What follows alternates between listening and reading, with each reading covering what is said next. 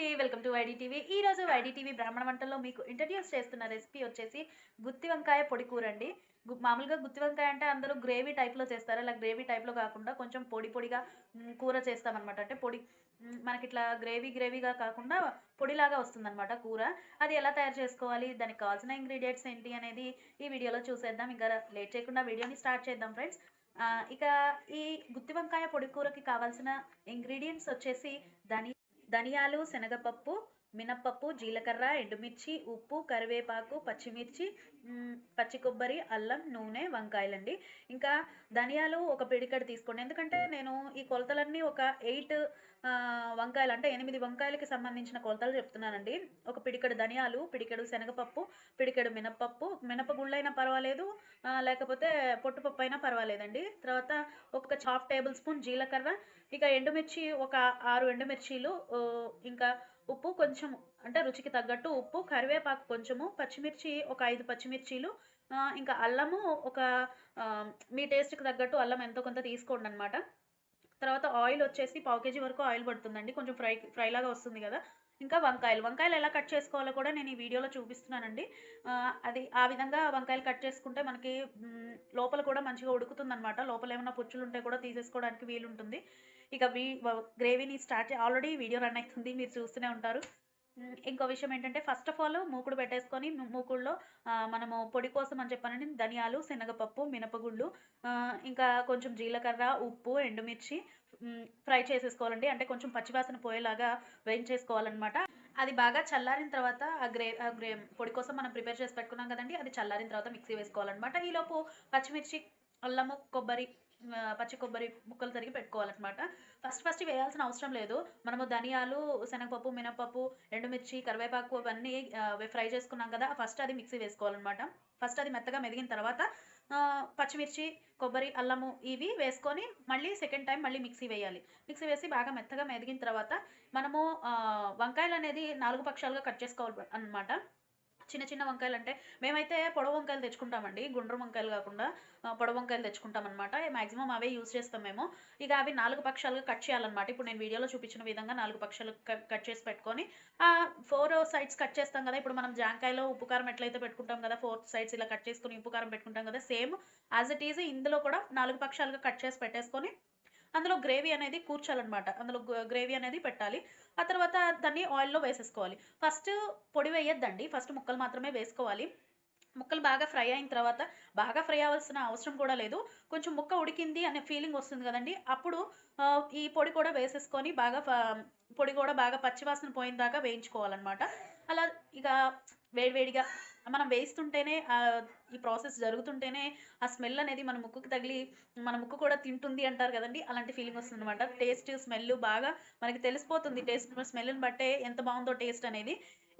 ఇంకో విషయం ఏంటంటే వంకాయ పొడి కూర అనేది మనకి 2 డేస్ వరకు కూడా నిల్వ ఉంటుందండి. ఎందుకంటే ఆయిల్‌లో ఫ్రై చేసింది కాబట్టి మనకి 2 డేస్ వరకు కూడా అంటే ఇవాళ చేసుకుంటే రేపు కూడా మనకి ఆ కూర అనేది నిల్వ ఉంటుందన్నమాట. నిల్వ కూర ఇది.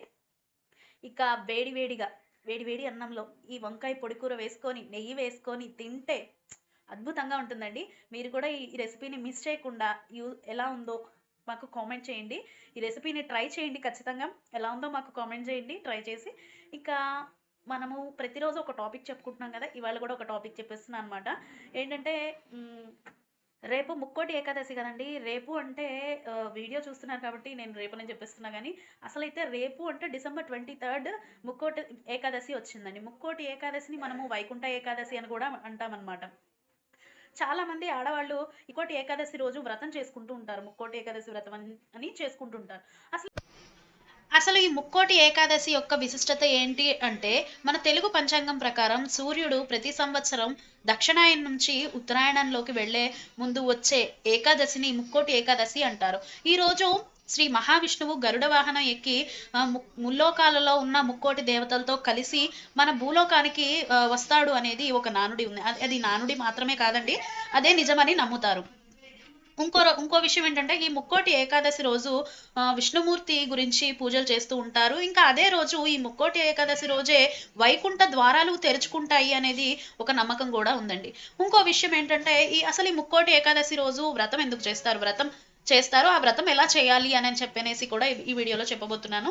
ముక్కోటి ఏకాదశి రోజు తెల్లవారుజామున బ్రహ్మ ముహూర్తం అంటారు కదండి, 4 గంటలకి ఆ టైంలో లేచి కాలకృత్యాలు తీర్చుకొని ఇల్లు శుభ్రం చేసుకొని స్నానం చేస్తే తలారా స్నానం చేసి మన ఇంట్లో ఉన్న దేవుడి గుట్లో విష్ణుమూర్తి పటం కానీ లేకపోతే విష్ణు స్వరూపమైన ఏదో ఒక ఫోటో ఉంటుంది కదండి, రాముడో కృష్ణుడో ఎవరో ఒకరు, లేకపోతే కలియుగ దైవము వెంకటేశ్వర స్వామి ఉన్నారు, ఆ ఫోటో ఉన్నా పర్వాలేదు, విష్ణుమూర్తి స్వరూపమైన ఏ ఫోటో ముందైనా సరే నెయ్యితో దీపం వెలిగించుకుంటారండి. ఆ దీపం వెలిగించిన మొదలు సాయంత్రము సూర్యుడు పొద్దు పొడిచేంత వరకు ఉపవాసం ఉంటారనమాట.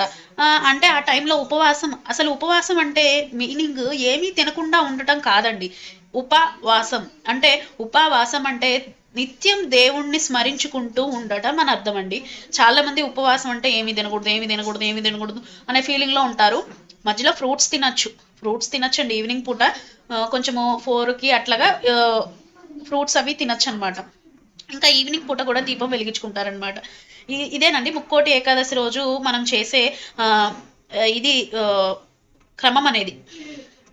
ఇంకో విషయం ఏంటంటే ఈ ముక్కోటి ఏకాదశి వ్రతం చేయటం వల్ల ఏమవుతుందంటే ఈ ఒక్కరోజు ఉపవాసం ఉండటం వల్ల మనకి కోటి ఏకాదశులు మనం తపస్సు చేసినంత ఫలం వస్తుందటండి. అందుకే మ్యాక్సిమం పెద్దలందరూ చెప్తారు మనకి ముక్కోటి ఏకాదశి రోజు ఉపవాసం ఉండమని. మ్యాక్సిమం అందరికీ తెలిసే ఉంటుంది, కానీ విశిష్టత ఏంటి అనే దాని గురించి నేను ఈ వీడియోలో చెప్పబోతున్నాను అనమాట. ఇంకా మీకు కనుక ఈ వీడియో నచ్చినట్లయితే please like, share and subscribe.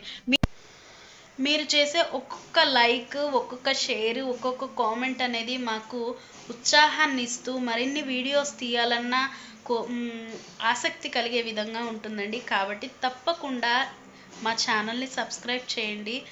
ఇలాంటి ఎన్నో విషయాలను తెలుసు